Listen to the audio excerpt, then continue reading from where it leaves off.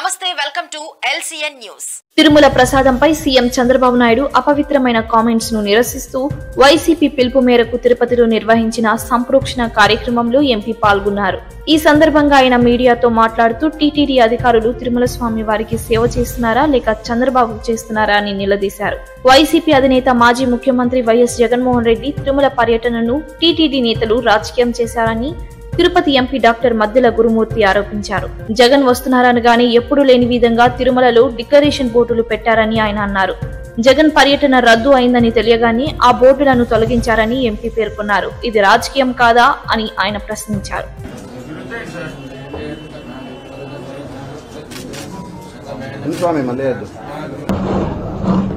తిరుమల తిరుపతి దేవస్థాన చరిత్రలో ఎప్పుడు కూడా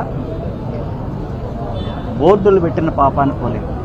నిన్న ఉదయమే ఈ బోర్డులు అన్య మతస్థులు తిరుమల తిరుపతి దేవస్థానాన్ని విజిట్ చేసినట్లయితే ముందస్తు అనుమతి తీసుకోవడం తప్పనిసరిని బోర్డులు పెట్టడం, అగైన్ గౌరవ మాజీ ముఖ్యమంత్రి వర్యులు వైఎస్ జగన్మోహన్ రెడ్డి గారి యొక్క పర్యటన వాయిదా అయిన వెంటనే మళ్ళా ఆ ఫ్లెక్సీలన్నీ ఇప్పేయడం, ఇక్కడ తిరుమల తిరుపతి దేవస్థానం అధికారులు స్వామివారికి సేవ చేస్తున్నారా లేదా చంద్రబాబు నాయుడు గారికి సేవ కోసం నిమిత్తమే ఇక్కడ వస్తున్నారనేది మన అందరం క్లియర్గా చూస్తూ ఉన్నాం.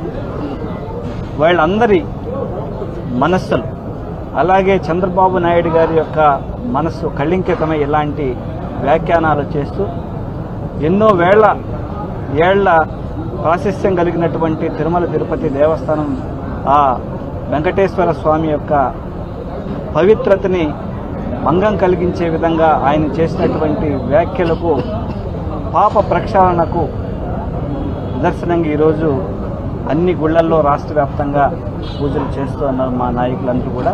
ఖచ్చితంగా ఆ దేవదేవుడు ఎన్ని చూస్తూ వాళ్ళకి తగిన బుద్ధి చెప్తారని మేమందరం కోరుకుంటాం.